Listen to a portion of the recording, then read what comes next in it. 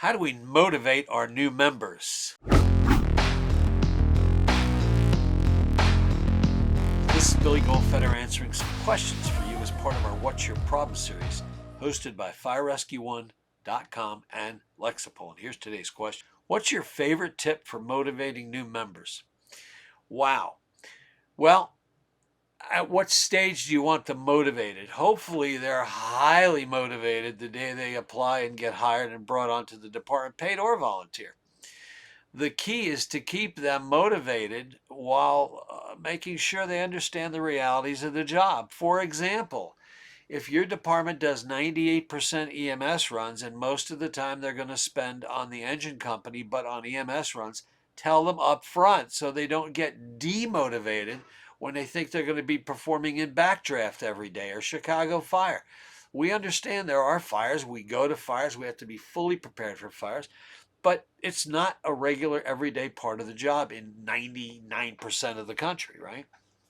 So understand, hey, yeah, we go to fires, but we also go to a lot of EMS runs.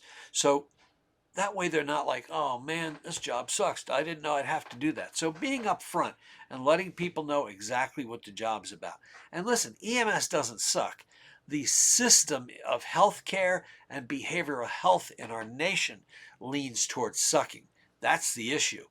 In other words, we have no problem taking care of people when they have an emergency. But it's where social services and where healthcare has failed, we, the last resort, have to continually deal with some same people. They may be nice people, they may be nasty people. That's not my point. My point is that the healthcare system keeps sending them home, or the behavioral health system keeps sending them home, and we, again, have to continue to respond to that. So anyway, just a little side commentary. Put them with a mentor who loves the job, okay? What's another tip for motivating new members? Put them with somebody who loves the job. Find your gung-ho, most enthusiastic person who can infect them with that love for the job. Big deal, right? Also, make sure that you're continually investing within the foundation and the culture of your organization, so whoever comes in is going to feel, hey, I'd like to be part of that team. There's a lot of books out there. There's a lot of coaches you can study, from the sports field. There's a lot of fire chiefs you can study. But the bottom line is the environment. Let's jump back. The bottom line is, one, make sure that they understand what they're getting into, okay? You have to be fit. You have to be on time for work. You have to be clean. You have to care about people. All the things that you've got to have in your organization when you introduce someone to the department. But then put them around people who love the job.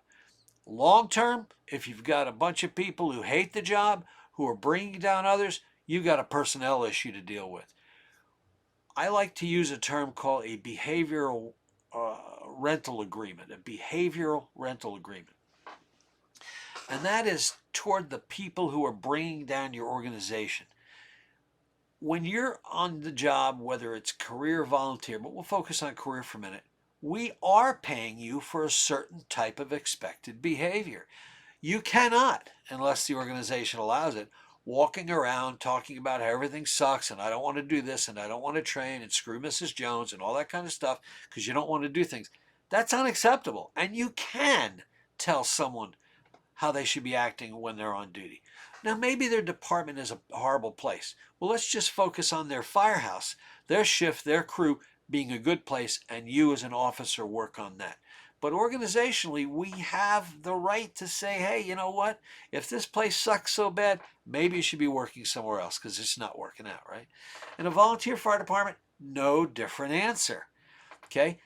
Whether I'm paying you weekly with paycheck or you're getting paid with pride or the desire to serve or whatever motivates volunteer firefighters, and there's a whole lot of things that do that, we still have an expectation of how people are going to behave.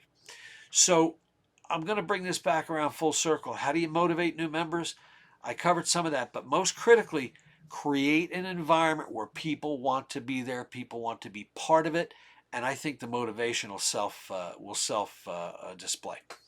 Anyway, thanks so much for your question. Email me at FireRescue1 with any questions you have. I promise you I'll do my best to give you, while you'll always get my opinion, but I'll also try and get you some facts in there as well. Thanks so much and take care.